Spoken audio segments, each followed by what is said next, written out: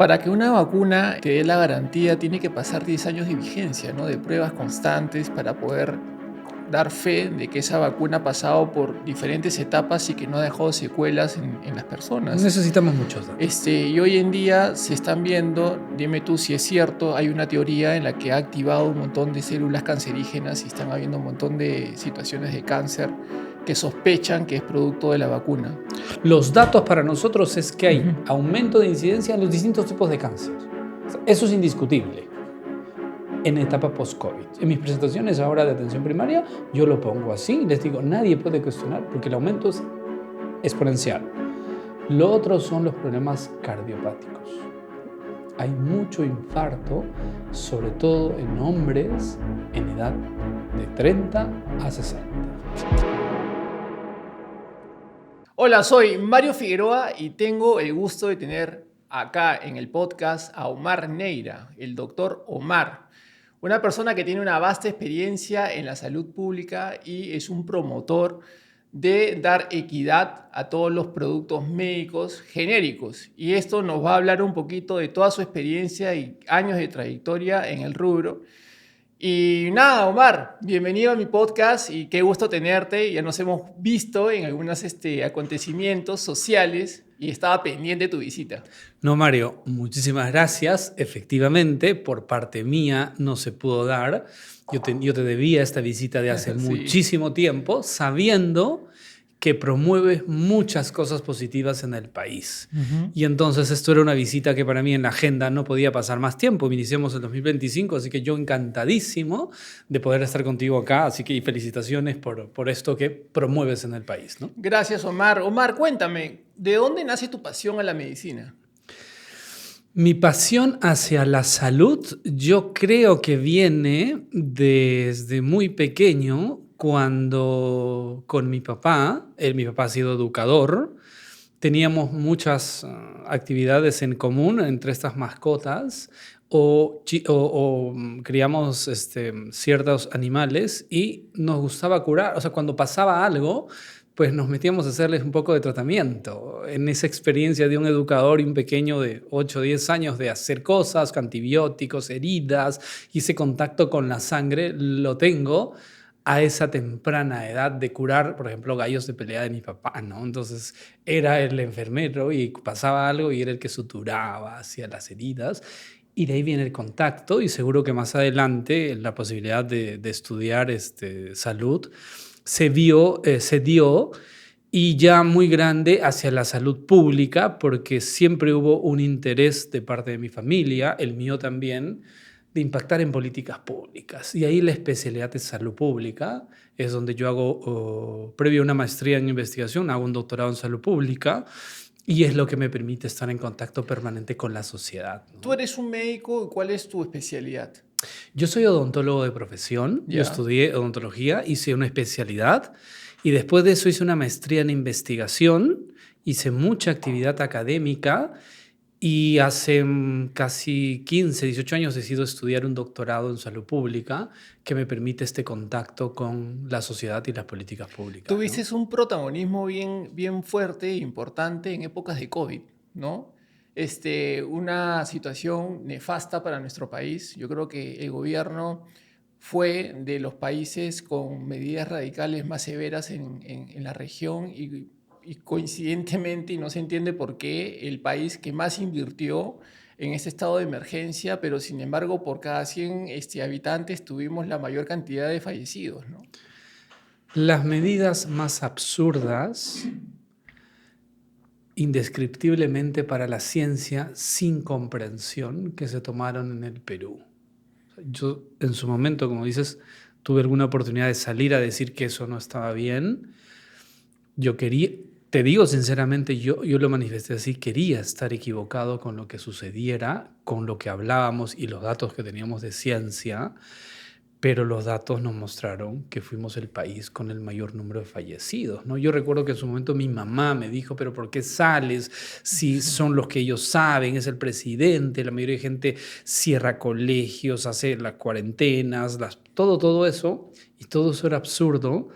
Y la razón que le dije es, mamá, hago esto para que personas como tú que son vulnerables se salven y que entiendan que lo que se está haciendo acá no tiene sentido. Mi mamá sobrevivió a la pandemia y está con vida hasta hoy, pero falleció una hermana de él y 2 hermanos de mi papá se fueron. O sea, era por esto. Entonces, y hoy podría decirte, ¿no, Mario? Tú me podrías decir, pero Mar, estamos en 2025, todos sabemos que fue así. No, un mes antes de esto, esta lucha yo la inicié en los espacios académicos y de gestión y no nos escucharon. Tú vas a ver en las próximas semanas lo que va a decir el secretario de Salud de Estados Unidos de Trump. Kennedy Jr. va a decir eso que nosotros dijimos. Yo creo que van a justiciar a Fauci.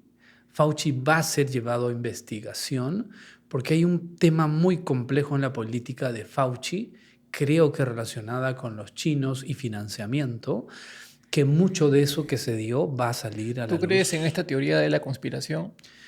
Mira, más allá de la conspiración, yo intento buscar evidencia, datos que son coherentes, y en esa búsqueda yo tengo unas publicaciones del 2021 donde se publica la historia del virus narrado por dos expertos del laboratorio de Wuhan del año 2013. Está en Vanity Fair, se publicó en su momento y en 2 revistas científicas esa historia. Más allá de una conspiración, yo creo que los datos indican, y eso se va a publicar ahora en una investigación seria del Congreso de Estados Unidos, es que el virus tuvo una fuga probablemente fortuita del laboratorio, y eso quisieron negar. Y a los que decíamos, ojo, esto es extraño, porque la velocidad de contagio era muy extraña, nos decían conspiranoicos. Pero los datos, a ver, la ciencia, para lo que hacemos investigación, es un dogma, siendo la ciencia no dogmática, pero quisiera usar ese aforismo para decir, estamos para criticar. El pensamiento crítico y el análisis reflexivo es el motor de la ciencia. Y en mi investigación yo a mis alumnos les enseño a criticar el paradigma actual. Ahora, ¿tú eras consciente que en ese momento eras un doctor que para muchos te convertiste en un enemigo, ¿no? O sea, porque todo el mundo entendía de que iba hacia un solo objetivo y las personas que entraban con una corriente distinta, yo también pienso como tú. Es más, te soy sincero, yo no me vacuné, no sé si tú te vacunaste, ¿no? Mira, yo fui proscrito de muchos ambientes académicos por estas posiciones, por pedir evidencia científica para el uso de toma de decisiones, que es mi especialidad. Y uso la evidencia científica de todas las áreas para proponer políticas. Y esto que tú me dices sobre la vacuna, y es un tema que mucha gente, yo lo he venido tratando, está fijado en mi tweet. Yo soy alguien que promueve las políticas públicas basadas en evidencia sólida. Y te voy a contar esta anécdota. Yo intento contar lo anecdótico personal para llevarlo a lo general. Si tú me preguntabas en agosto del 2021, ¿vas a vacunar a tu hija, que en ese momento tenía 7 años, 6 años, agosto del 21, cuando en el Perú, en abril de ese año, habían muerto más de 1.000 personas diariamente, con los datos que yo tenía, sin haber recibido en ese momento vacunas, yo tampoco, te decía que sí. Y si me preguntas hoy, ¿vacunaste a tu hija contra la COVID? Te digo que no. Si me preguntas, ¿te vacunaste tú? Yo me vacuné con 2 dosis fuera de Perú, no con la vacuna que se implementó para el sector sanitario en Perú, a pesar que promovía la estructura de ese tipo de vacuna, que era la de virus inactivado, los datos te decían que no eran eficaces. Y entonces yo tuve la oportunidad, me fui a Estados Unidos, me vacuné 2 veces, pero no más. Y el gran problema de las vacunas es que cuando se vuelven dogmáticas, ya dejan de ser ciencia. Las vacunas han sido útiles para salvar a la población vulnerable mayor de 70, sí. Nuestra generación, gente joven como tú, yo en su momento me metí a la pelea de que no se vacunen a los niños sabiendo datos. ¿Qué sucede entre agosto del 21 y octubre del 21 en esos 3 meses? Datos, evidencia. Y la evidencia te decía que es hay un riesgo mayor para los niños, sobre todo hombres, jóvenes, y que ellos no enferman. Hay más posibilidades que los niños mueran por un accidente de deporte de cierto riesgo que por COVID. Esos son los datos. Así es. La ciencia funciona con datos, en mi caso para mí, más allá de cualquier otra posición. Y ahí fue muy difícil ver muchísimos niños y gente joven ser obligados, como pretende alguien en este momento, que sea penalizado. Y eso fue un crimen. Eso fue un crimen. Yo salí a reclamar que no se obligue las vacunas. Se cambia de otra forma, pero no se podía obligar. Y hoy quieren obligar en este país con código penal. Que alguien, a los que promovemos esto, mi tuit está fijado. Yo fijé en enero del 21 que no se obliguen a las dosis de refuerzo. Sobre todo a la gente joven. Ya se habían contagiado, nos contagiamos. Yo tengo registrado 10 contagios. Por mi trabajo, permanentemente he ido mapeando. Claro. 10 veces me contagié con COVID-19. Y tú te vacunaste por la presión, porque no podías ejercer tampoco. Porque no podía hacer mucha actividad. Claro. No podías viajar, no podías tomar un avión, no podías subirte. Y era un poco... Porque yo también consideraba que cuando sale Omicron, el contagio era superior en términos de defensa inmunitaria, y eso sucedió. Finalmente, ¿cómo salimos de pandemia? ¿Sabes quién nos saca de pandemia? Omicron. Omicron es el virus mutado de alto contagio, baja enfermedad. Nos contagió a todos y salimos. Esa es la realidad. Ahora, para que una vacuna te dé la garantía, tiene que pasar 10 años de vigencia, ¿no? De pruebas constantes para poder dar fe de que esa vacuna ha pasado por diferentes etapas y que no ha dejado secuelas en las personas. Necesitamos muchos datos. Y hoy en día se están viendo, dime tú si es cierto, hay una teoría en la que ha activado un montón de células cancerígenas y están habiendo un montón de situaciones de cáncer que sospechan que es producto de la vacuna. Los datos son reales, son concisos y tenemos una incidencia importante, efectivamente, en varios tipos de cáncer. Eso no se puede negar. La incidencia aumentó. ¿El cerebro? O sea, los datos para nosotros es que hay aumento de incidencia en los distintos tipos de cáncer.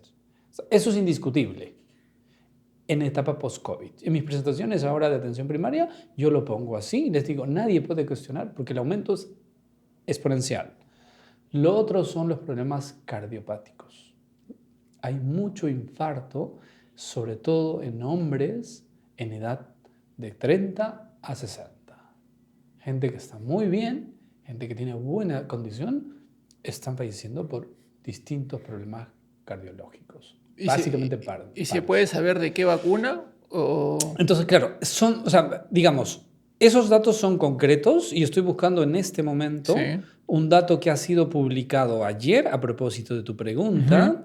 Esto ha sido publicado ayer, es un estudio de placebo altamente controlado, publicado ayer en la tarde, se publicó 20, sobre efectos adversos, sobre riesgos, acaba de salir, y efectivamente en los chicos jóvenes y adultos jóvenes, sobre todo hombres, el riesgo de efectos adversos a nivel cardiológico se aumentó post vacunas, sobre todo los refuerzos. Son los datos, ¿no? Este es un estudio muy serio que no aumentó los aumentos graves adversos, pero provocaron un mayor riesgo en eventos adversos graves en niños mayores y riesgos a problemas cardiopáticos. Ese es un dato real. Ahora, eso no podemos negar, ¿no? Doctor, y digamos, trabajar en la salud pública en un país como el nuestro, que se esperaba, ¿no? Por la misma necesidad y los recursos que se otorgaron para el desarrollo de hospitales, mejor infraestructura. ¿Usted ha visto un cambio? O sea, desde el inicio del COVID y los casi 20 y tantos mil millones de dólares que creo que se han invertido en esta operación de emergencia o situación de emergencia, ¿ha visto un cambio positivo o todo sigue igual o peor a nivel de infraestructura? Igual o peor, como tú dices, son casi 100 mil millones de soles. Impresionante. Que se votó yo creo que un 80% de eso se botó al tacho, ¿no? De dinero o gente que se enriqueció, ¿no? O sea, Gente que somos se el enriqueció. país después de Brasil con mayor inversión en esta Una situación de emergencia. inversión con el riesgo de muerte, de enfermedad, de PBI, todo eso que se vino abajo y tienes los peores resultados. Y tú esperas que algo haya cambiado. Ujú. No, el Rebagliati, el hospital emblema en nivel de complejidad, hasta hoy creo que no tiene una máquina productora de oxígeno. Eso tendría que haber cambiado. O sea, en primera ola la gente muere ampliamente porque no había diagnóstico. No compraron las pruebas moleculares que tanto promovimos. Y en segunda ola muere mucha gente por falta de oxígeno. Recuerda, o sea, hemos Sí. olvidado las colas de kilométricas de gente buscando oxígeno. Ujú. La gente se moría acá por falta de oxígeno. En otro país no pasó. Ujú. Dinero hubo. La UNI estafó al Estado peruano, nunca entregó las máquinas. Ya, todo eso está alrededor de política, porque el rector de la UNI era papá de la ministra de Economía. Ya, todo eso se dio en este país. Se invirtió muchísimo dinero y hoy está la salud tan o peor que antes. Se llama gestión y no tener una visión. Y hasta ahora no se ha solucionado. Yo estoy seguro que si se vuelve a repetir hoy una pandemia respiratoria de ese nivel, nos vuelve a pasar lo mismo. Ahora, teníamos nosotros de presidente al polémico Vizcarra, ¿no? De haberse también vacunado de manera clandestina con estas vacunas chinas. Creo que se vacunó con no sé cuántos tipos de vacuna. Pero más allá de lo que ha sucedido en el país, sucedió en el mundo. Yo recuerdo que Donald Trump, que estaba de presidente de los Estados Unidos, criticaba abiertamente este tipo de políticas de la Organización Mundial de la Salud, que decía de que sí, era necesario acuarentenarnos, aislarnos, el uso de las mascarillas era de manera excesiva, desmedida, nos metían miedo, temor, ¿no? Y eso estamos viendo ahora con un cambio en las redes sociales. Mira a Mark Zuckerberg ayer en la juramentación de Trump, porque ha entendido y él ha reconocido que hizo una censura Exacto. a aquellos que representábamos una voz distinta. A mí me cerraron 3 veces Twitter. El Twitter que manejaba no Elon Musk, el anterior, por decir a los niños no hay que enmascarillarlos en los colegios, por decir no obliguen a vacunar excesivamente. Ya, por decir esas cosas con data, nos cerraron, nos proscribieron, fuimos insultados. Yo he sido Claro, insultado en la me calle por imagino. gente profesional de la medicina diciéndome eres Así irresponsable es. por promover que se abran los colegios. No, las personas que pensábamos diferente éramos pero catapultados, ¿no? Eso sucedió y hay un cambio ahí, yo creo que para bien, pero lastimosamente acá nos tocó alguien como Martín Vizcarra. Yo estoy seguro que si Pedro Castillo, mira lo que te digo, hubiera sido presidente en el momento de la pandemia, no hubiéramos tenido la catástrofe, porque su ineptitud nos llevaba a hacer nada y sin hacer nada podríamos haber estado mejor. Las medidas de Vizcarra condicionaron a acelerar contagios. No hay en país, esa es otra revisión que yo he hecho, donde hay la mortalidad más alta de médicos y policías. La ministra de Salud era Pilar Macetti, creo, La ¿no? segunda, porque empieza con Zamora, Ujú. viene Macetti y luego Ugarte. Y todos ellos jugaron al poder, no a manejar esto responsablemente. En los países donde hay historia del primer ministro de Corea del Sur, le dice, oye, ¿y por qué cuando le hacen una entrevista va a Europa? Las decisiones, ¿quién las toma? Les dice, yo dejo que la decisión no sea Ujú. política y sea el secretario de salud. El secretario de salud de Suecia fue proscrito en Europa porque dijo, yo no cierro Suecia, no cierro colegios, nunca cerraron los colegios primarios y secundarios. ¿Y sabes por qué? Porque él tenía el puesto meritocráticamente, se opuso a su primer ministro y a la comunidad científica europea. Ujú. Resultados, en la media europea, con Suecia no nos comparamos, pero ellos se comparan con Finlandia, Alemania, a Sí. ese nivel tiene los mejores resultados de pandemia. Ujú. Nunca cayó su economía, su gente vivió tranquilamente en un estándar de crisis mundial y pudieron estar bien. ¿Y en qué basó su política? En los datos. Y él lo cuenta así. El secretario de Salud sueco decía, estos son los datos, hemos hecho pandemia, hemos simulacros de pandemia y nos dicen que esto va a funcionar. proteger vulnerables. ¿Y por qué coincidentemente o no, los gobiernos de política de derecha conservadora, para otros radical o no? Recuerdo que estaba Donald Trump, estaba Bolsonaro en Brasil, y eran países con una doctrina, digamos, una determinación de romper estos estigmas o creencias que nos querían hacer sentir en el COVID, ¿no? Pero países con un gobierno socialista y estos que le dicen caviares eran los que tenían sospechosamente pues arraigados al miedo y al temor a inducirnos a este sistema, ¿no? Es ahí donde vienen ya ahora sí estas teorías conspiranoicas, que hay grupos de poder que quieren llevar a la sociedad a ciertas condiciones, ¿no? Entonces, cuando ves que el CEO de Facebook dice, sí, yo hice Claro. eso, cuando ves que alrededor de todo esto hay todo un contubernio entre Fauci, el Instituto Wuhan, y te enteras que a Wuhan lo financia una empresa alrededor de Fauci, de una persona de confianza de Fauci, le pone toda la plata para hacer Wuhan, dices, algo no cuadra acá, y empiezas a tener. Entonces los gobiernos de derecha, yo creo que se alimentan de gente más o menos pensante a nivel científico, como el nuevo secretario de Salud de Estados Unidos, que es alguien que cuestionó a Fauci todo el tiempo en televisión americana, una persona de Harvard, va a asumir ahora esa dirección, y decía, usemos los datos.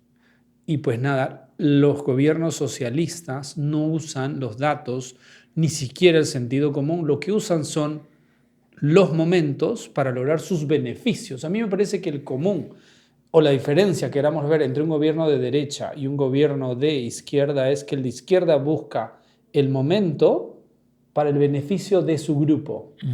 Y el gobierno de derecha busca libertades para intentar un beneficio de la mayoría de personas. Esa es mi percepción.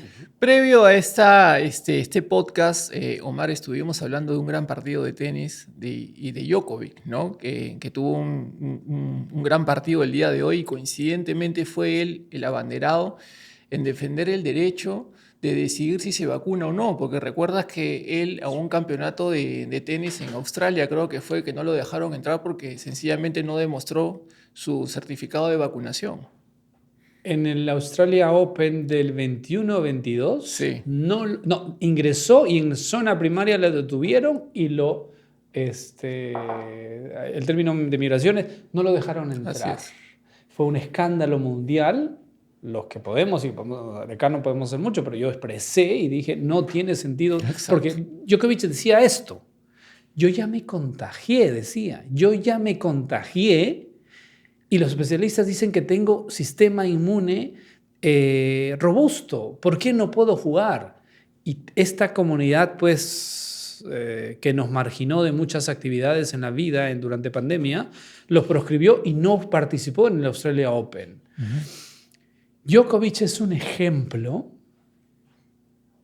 Yo creo que para la sociedad mundial, para los jóvenes y niños, ni siquiera como deportista. Djokovic es más persona y hoy padre que deportista.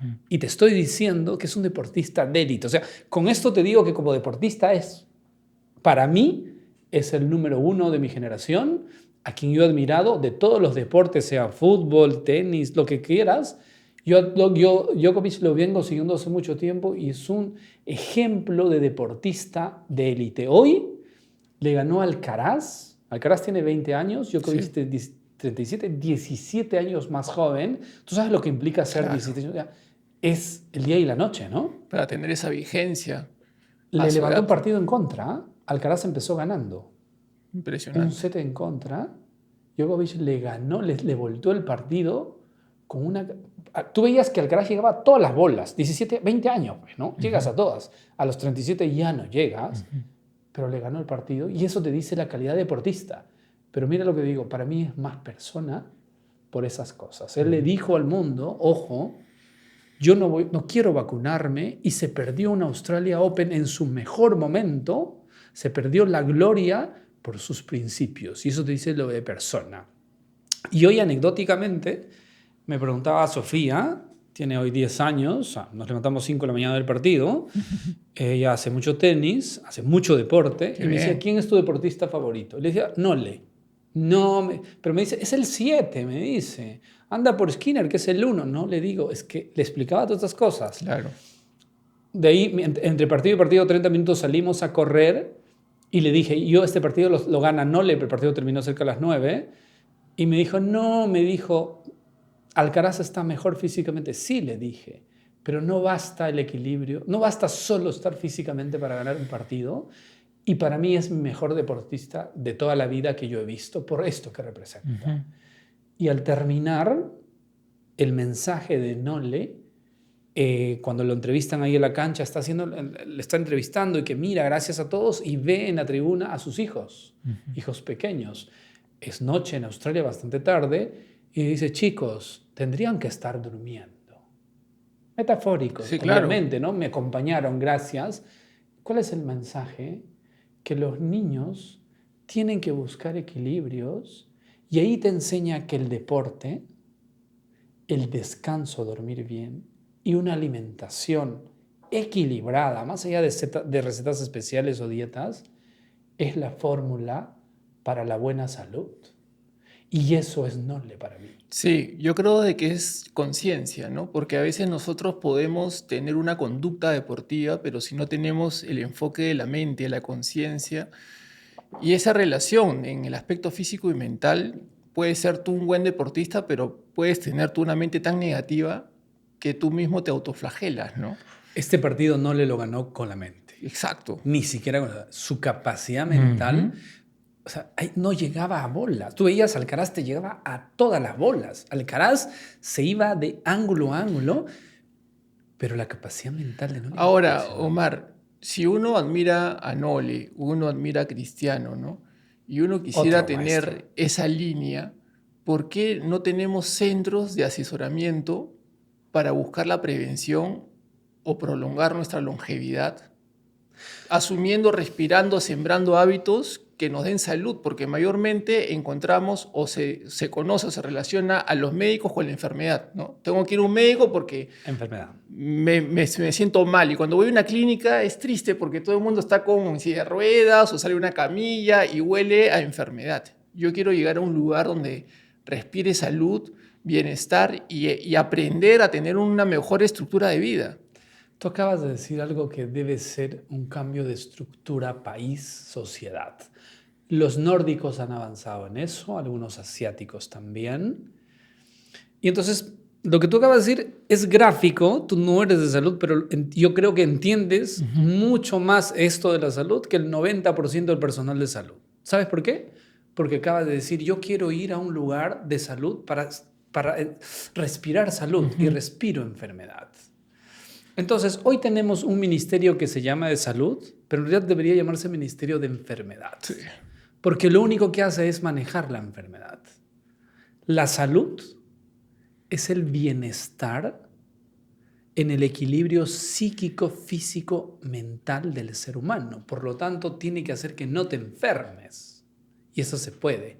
Y acá lo que hacemos es esperar a los enfermos. Mira el impresentable de este ministro que acaba de decir a los que están con dengue, mira, apenas se enfermen, tienen que ir a un establecimiento de salud. Su trabajo es que no se enfermen, que no se contagien. Prevención, ¿no? Y ese concepto, sí, pues no lo tenemos en este país. Y es el cambio de chip. Deberíamos tener un verdadero ministerio de salud que haga que el 80% de patologías que son prevenibles no se den.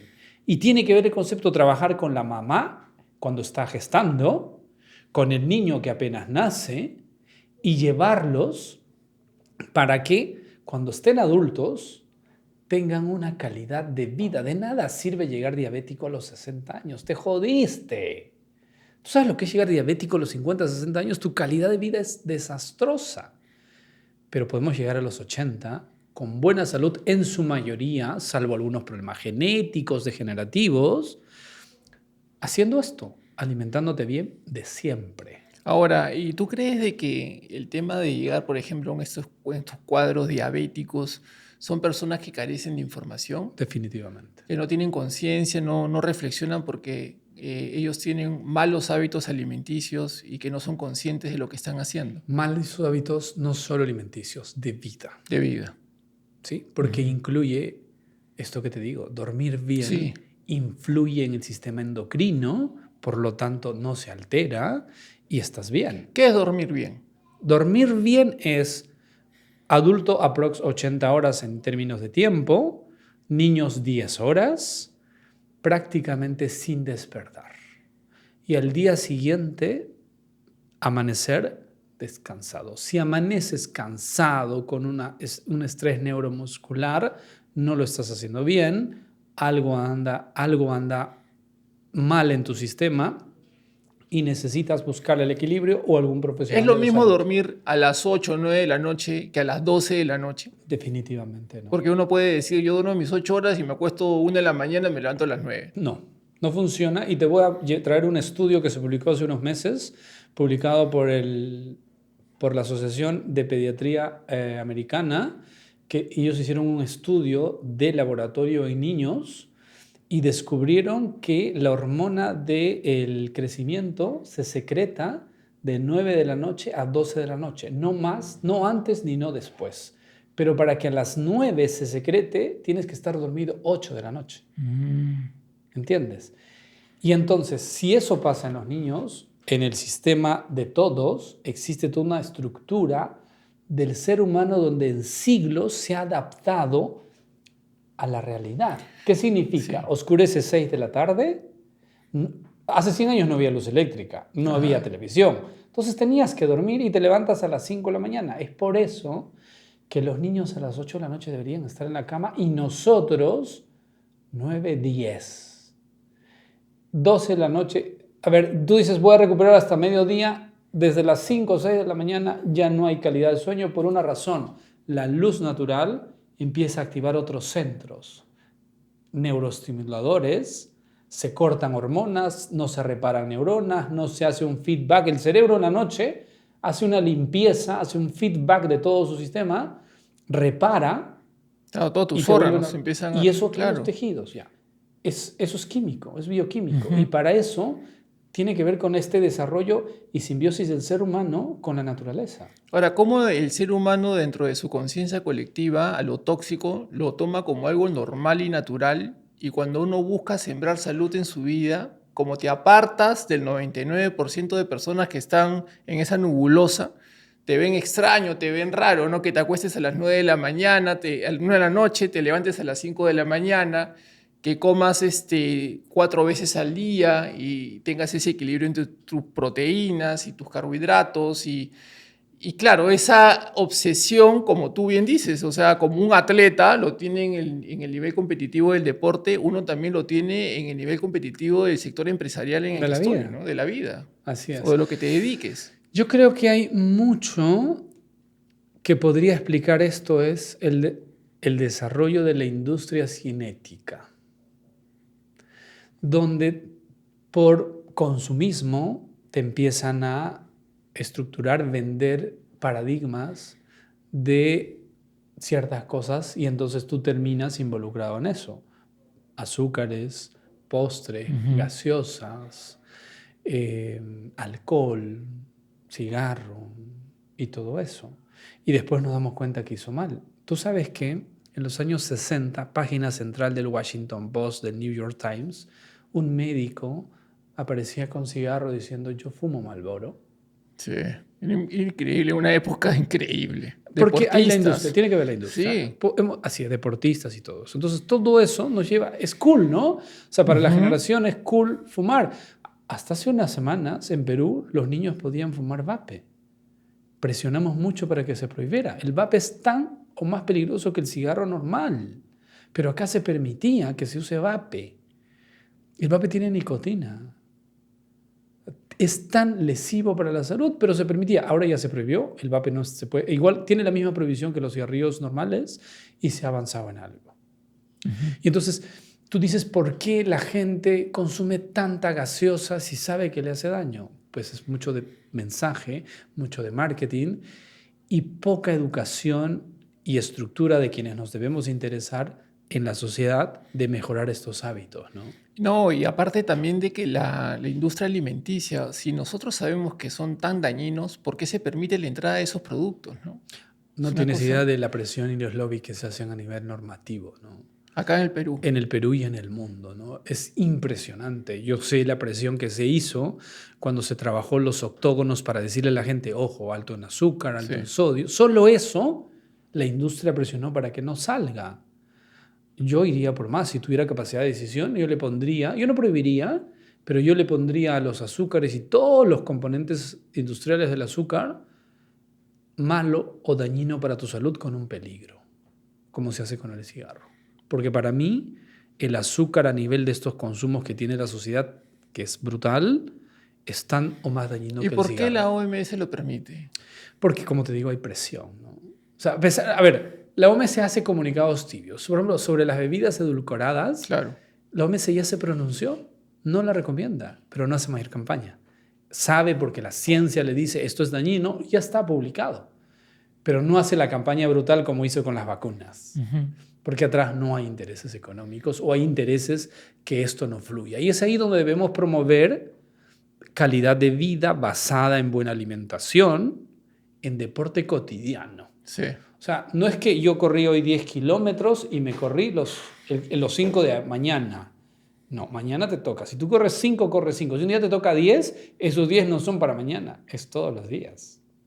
No, es totalmente cierto. Y eso tenemos que hacer. O sea, no es irreemplazable. ¿Tú crees en los desayunos intermitentes? No, porque no hay data, hay muchísimo que me han consultado, yo también he averiguado, no hay una data sólida que te diga que efectivamente tiene beneficios. No sé si tiene efectos adversos, pero beneficios como tal no he encontrado yo personalmente. Como científico, como médico. O sea, como datos. Porque hay teorías, todo el mundo habla de los Entonces, como datos, Sí. no he encontrado evidencia sólida que diga que hacer dieta intermitente mejore el performance de la salud, mejore valores, mejore datos. Que la gente se sienta mejor, se siente en condiciones, pero sigue siendo anecdótico. Necesitamos datos y los datos se elaboran en el tiempo. Esto es un estudio de corte prospectivo que debe darse en unos años y ver si efectivamente mejoran o no los valores. Por ahora, yo creo que debe haber una alimentación equilibrada con las 3 o 4 dosis necesarias de acuerdo a la actividad, el momento, la edad y género. Los hombres consumimos una energía distinta a las mujeres. Hay cuerpos que consumen de manera distinta. Sobre eso, cada uno debe establecer un promedio de energía que necesita y dependiendo de la etapa. Después de los 20 años, 25, consumes energía, pero ya no desarrollo. Después de los 30 menos, después de los 40 menos. Yo, por ejemplo, no ceno. Ya hace mucho tiempo que no ceno. ¿Tu última ingesta de alimentos a qué hora es? Yo almuerzo y pico algo a las 6, 7, un poco de pasas, un poco de maní, algo muy pequeño de picar frutos secos. Llámale frutos secos, un puñado de frutos secos en la noche, pero no más. Es algo que se ha habituado, no duermo bien ya cuando ceno. Sé que si ceno, porque, a ver, vivimos en un mundo social y solo se tira cenas. Claro. Y tengo que cenar y ese día sé que voy a pasarla mal, entonces planifico quedarme a trabajar algo, quedarme hasta bastante tarde, pero es un día que no duermo bien. Y te quedas, tu última ingesta es a las 6, un puñado de frutos secos, hasta el día siguiente, ¿a qué hora es tu desayuno? En promedio a las 7, 7 y media, salgo a correr prácticamente todos los días del año, esté en Lima o fuera, 5 kilómetros, me hidrato bien y un desayuno que más o menos hemos encontrado una fórmula en casa, en frutas, no de manera jugo. Descubrí yo anecdóticamente que con los jugos no nos iba tan bien, con las frutas cortadas nos va mejor. Que es mejor, ¿no? Porque el otro asimila mucho azúcar. Sí, los frutos, sí, entonces no es malo ese azúcar, necesitamos por energía, pero a mi edad no. Claro. Probablemente a la edad de mi hija sí, Sí. y con ella le va bien el jugo o lo que sea, porque consume energía a morir, porque hacen 1000 cosas. Con algunas proteínas, huevo, carne. ¿Cómo controlas tu gramaje de proteínas? ¿Es 2 gramos por tu peso? ¿O? No a ese detalle, yo no lo he hecho a ese detalle, es un poco más a esta distribución de siempre o huevo o algunas carnes, de preferencia pescados para nosotros. Para los pequeños la carne roja va bien, casi hemos proscrito el pollo, hemos cambiado el cerdo por el pollo, siempre hay una dosis en la mañana, intentamos que haya huevo en sus distintas formas, porque para los pequeños es importante esa proteína y energía que da el huevo, y acompañado con un poco de carbohidratos. Yo hace 15 años comía 3 panes en la mañana. Hoy si llego a 1 es bastante. Y no o como avena más. también puede ser. Puede ser, pero necesitas un poco de carbohidrato. Me va mejor con el café ahora. O ¿El café es dañino o no? También son tabúes ahí que uno tiene. Hay datos controversiales, sería irresponsable expresarte a este nivel. Yo consumo el café pasado, no café de cajita, permanentemente y me va bien, ¿no? Yo antes consumía el Splenda, lo dejé por completo. Consumo ahora stevia. ¿Estoy bien o el stevia también es dañino? Idealmente no consumas nada de azúcar. Ya. Emilio, Yo pensaba si te que quieres como era un sobrevivir. endulzante natural. Ya, y ahí va Sí. algo que comentamos hace poco en Canal B, es que el cuerpo humano está habituado a procesar el azúcar de caña de azúcar. Nos hemos adaptado durante siglos con la caña de azúcar. Idealmente hay que evitarlo, pero ¿qué pasa con el resto de endulzantes? No se procesan por la insulina. Y entonces stevia no viene de caña, tiene a través de un proceso químico, endulza bien, pero solo endulza. Yo creo que no produce calorías como el azúcar de caña. Claro. Entonces, ¿para qué te es útil? Solo para endulzar. Y el tema es, si no viene de caña, no es metabolizado por insulina. Y si no es metabolizado por insulina, podría producirte un síndrome metabólico, que es el gran cuestionamiento que le hacemos a los edulcorantes. Esto es anecdótico, yo no tengo datos, pero si te puedo sugerir es el que sugiero. Tómate azúcar de caña, si vas a endulzar.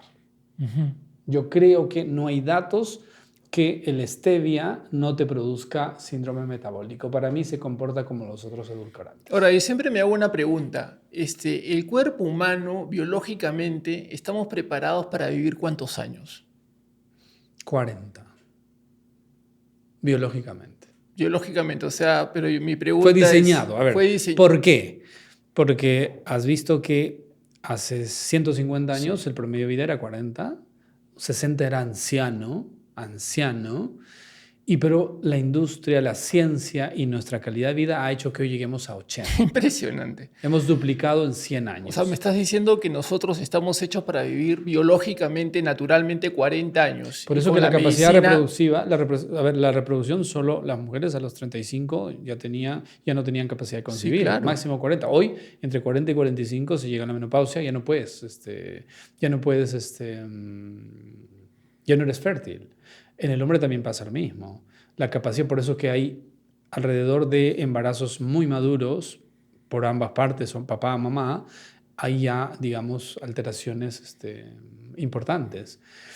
Y entonces la reflexión va a que sí hemos logrado hoy tener expectativas de vida de 80, pero para eso tenemos que hacer más esfuerzo. Y eso se llama calidad de vida. Calidad de vida no es fácil. Es esfuerzo. Desde ser proscrito socialmente, correr un 1 de enero, un 25 de diciembre, dices, este está loco, no tiene familia. No entiende qué es tu calidad de vida. Sí. Yo corro, a ciudad que voy en el mundo, llevo en mi maleta, en mi mochila nunca faltan mis zapatillas de correr. 0 grados puede estar en Alemania, en Pekín, y corro. He aprendido a disfrutar 5 kilómetros diarios. Está bien. 5 kilómetros diarios. He aprendido a disfrutar de conocer ciudades corriendo. Y entonces se convirtió en un hábito y no me siento bien el día que no corro. Y esa teoría que la gente dice, antes vivíamos mucho más sano y teníamos una mejor calidad de vida que ahora, pero yo a veces cuestiono porque digo, pero si antes la tasa de mortalidad era más corta que hoy, ¿no? Entonces, ¿cómo se puede pensar de que hoy la gente está haciendo malas cosas y estamos viviendo más años? O sea, ¿cómo es incongruente? Sí. ¿Qué piensas tú de eso? Ahí hay un tema tal vez de psicoanálisis, de siempre el ser humano va a decir cuando era joven vivía mejor, era feliz, cuando era niño era feliz y antes se vivía mejor. Y es un tema ahí un poco complejo, pero yo creo que sí, las generaciones anteriores a la era de la industrialización, de las comidas, digamos, tenía un estándar de vida aceptable, bueno, pero claro, no lograban sobrepasar los 50. Ujú. Porque habían otros agentes, otros motivos por los cuales la gente fallecía. Y también seguro que el organismo no se había adaptado, pero habría que hacer un análisis de qué fallecían, pero fallecía mucha gente de infecciones. No había Claro. antibióticos, no había ayuda a ese nivel y creo que degeneraba, entonces la gente no llegaba a 50. Hoy con el ayudo con el descubrimiento de la penicilina, hoy manejamos la mayoría de infecciones bacterianas. Ya la penicilina pasó, ya tenemos un sinfín de antibióticos, pero ahí la ciencia llegó y nos ayudó a llegar a 80 años. Pero la idea es llegar bien, no tiene Ujú. sentido llegar a 80 mal. Ujú. Y de eso se trata la buena salud. ¿Cómo aprendiste tú a tener esa estructura de vida? Es una vida que yo también me siento muy identificado, pero me imagino yo que en casa no lo aprendiste, o no sé si tus papás también eran así como tú, deportistas, te dieron una lectura clara, como lo que tú estás dejando ese legado con tus hijos y yo también con los míos, ¿no?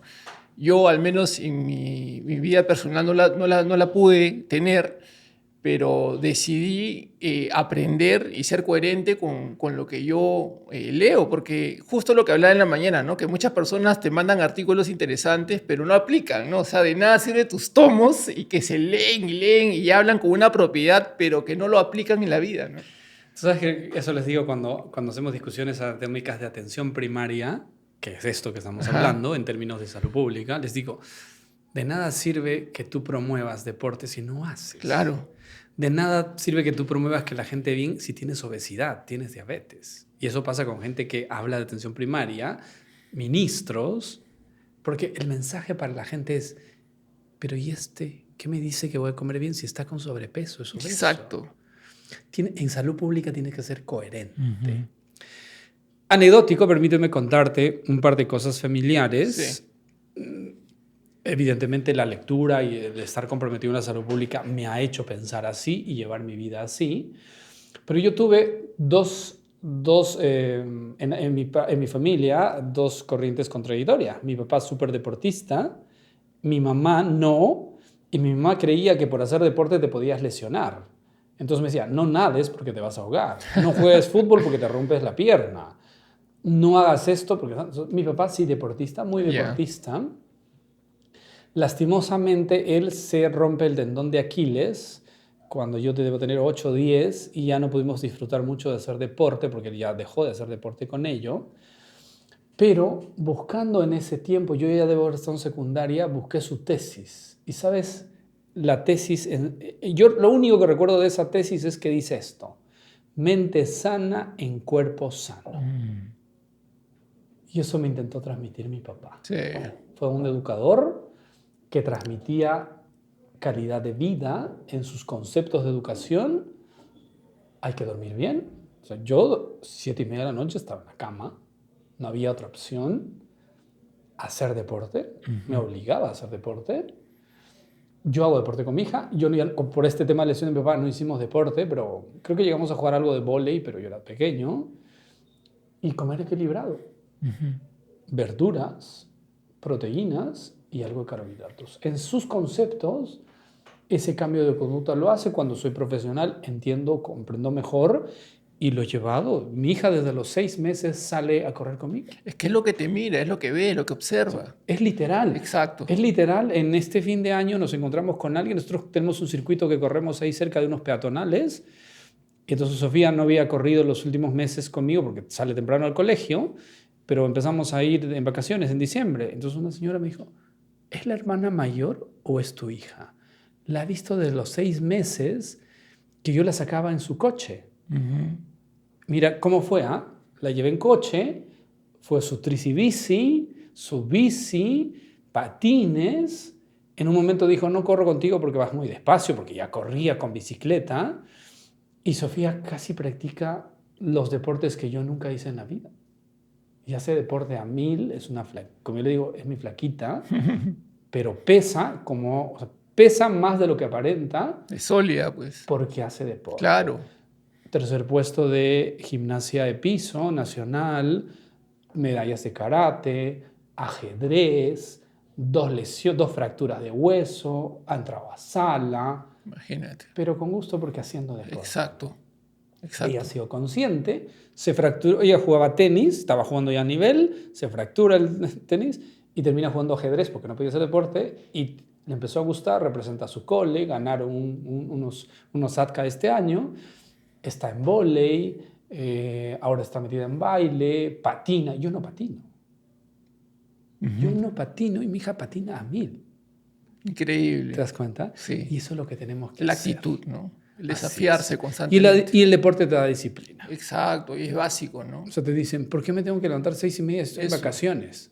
Mira, pero tú te sientes bien cuando eres el 1% de ese 99% que te distingue con ese tipo de acciones, ¿no? Que mayormente uno dice, no, pues yo no la hago, yo no me levanto a las 5 ni por joder, yo no voy a comer esto. Pero el hecho de que tú estés haciendo las cosas correctas y que la gran mayoría no esté dispuesto a hacerlo, te hace diferente, pues, ¿no? Y Te con hace el tiempo distinto. me ha hecho sentir que sí se puede, porque sí hay un porcentaje de gente que te ve y dice, estoy haciendo eso. Estimulas, Sí. impulsas, ¿no? Sí. El mensaje de la gaseosa cero de estos días es que gente que te encuentra, que te escribe, que te conoce, ¿no? Decirle, la estaba jodiendo, gracias por tu mensaje, porque sabía que era así, pero algo me faltaba que Claro. seguía. Dice, oye, creo que se puede, ¿no? Creo que se puede y eso te estimula, o sea, que la gente te vea correr. Ya tengo muchos más papás que hacen el deporte. Amigas de Sofía son campeonas nacionales de surf, de badminton. Ese círculo se junta entre competitivo y amistad. Esto empieza a funcionar. Los amigos de Sofía no toman bebidas Y edulcoradas. es una pena que se relacione siempre el éxito en el aspecto material, ¿no? El éxito es dinero, el éxito son bienes, No, y hay que el éxito intentar. empieza por uno, ¿no? Así es. Tienes que no solo aparentar, sino serlo. Exacto. No solo ser la mujer de César, sino también serlo. Así es. Y eso se transmite y hay que hacerlo a donde vas. Y eso te ayuda. A veces tiene una explicación científica, no siempre va a ser psíquica, que el que tú muestres eso a donde te toque estar se va a traducir en éxito, ¿no? El éxito no es dinero. El éxito es estar bien. Ni siquiera felicidad, porque la felicidad siempre va a ser efímera, va a ser de pasitos, de cortitos. Momentos, ¿no? Pero transmitir energía Eso. donde vas y la gente dice, pucha, para mí que una persona haya dejado de tomar azúcar, Claro. que una persona haya dejado una bebida edulcorante, vale la pena hacer el esfuerzo de transmitir. Ya es trascendencia. ¿No? Y creo que eso funciona y vale la pena. Qué linda reflexión, Omar. Y para terminar, cuéntame, ¿tienes aspiraciones políticas? No. ¿Por ahora? No, a nivel de política como tal, no. Si bien es cierto, mi especialidad, que es salud pública, tiene que ver con políticas públicas. En algún momento sí me gustaría aplicar esto que hablo y no me quede en la pantalla y diga, pues, eres un académico y no, porque sí estoy convencido de que las cosas que intento hacer o decir son aplicables y para eso hay que entrar a la política, hay que mojarse. Decidí quedarme en el Perú con propuestas para irme fuera, al primer mundo, porque creo en este país y que podemos vivir mejor y ayudar a vivir mejor. Pero en este momento no. Pero de hecho que has recibido invitaciones, me imagino, en algunos partidos políticos. Y muy honrado de participar. Colaboro con varios partidos en este momento. ¿Cómo cuáles? Como propuestas de políticas públicas, con partidos que pretenden hacer política seria. Y ahí que quieren escuchar, yo les menciono, les digo, quieren escuchar mis paradigmas, son distintos al statu quo actual, pero si quieren escuchar, encantado, y colaboro con otros partidos, les digo. Y hay partidos que quieren escuchar sin una participación política activa, opiniones distintas a la mayoría de lo que se hace, porque digo, lo que se hace no funciona y no hay que seguir en eso. Esto es distinto. Y son varios partidos con los que colaboro en este momento. ¿Me puedes decir algunos partidos? Preferiría en este momento que alguno pueda hacerlos de mencionar. Y me encantaría que entres, de hecho que es bien complicado, ¿no? Es da hasta miedo, pero se han encargado estos sujetos que están dentro de la política de asustar a las personas de bien, ¿no? Amedrentando Y te con la fiscalía. insultan, ¿no? Sí, claro, Te por supuesto. proscriben, ¿no? Pero qué complicado, ¿no? 6 años, 6 presidentes, ¿no? Y qué difícil es poder tomar políticas de mediano largo plazo cuando hay tanta inestabilidad, ¿no? Y sobre todo en salud pública. Eso. Esto que hablamos, los resultados de esto que estamos hablando, que es lo que hemos hablado hoy, es atención primaria pura y dura. Podría ser el curso de un semestre Qué bien. de una maestría o posgrado, en resumen. Créelo así, ¿ya? Pero los resultados no los ves en menos de 10 años. Y entonces yo, por circunstancias, he tenido oportunidad de hablar con casi los últimos ministros de los últimos 10 años, tal vez 12. Y cuando les he planteado esto, muchos entienden, la mayoría no, pero los que entienden dicen, pero el resultado, ¿cuándo lo ves? 10 años. Y a ellos les gusta la placa. Sí, pues. Cuando tengamos un ministro que no le interese inaugurar algo y plantee políticas para cuando no esté él, que se ha dado en otros países, ahí vamos a ver un cambio para la salud. Y esa es la reflexión. Y sí hay que mojarse. A ver, yo no le tengo miedo, ¿sí? Hoy tengo mucho compromiso académico y laboral, incluido con gobiernos del extranjero. Trabajo para un par de gobiernos del extranjero y le hago trabajo en salud pública. Y eso en este momento me permite sí una participación activa política por esos compromisos que tengo. Pero en algún momento, seguro, dejaré esa parte.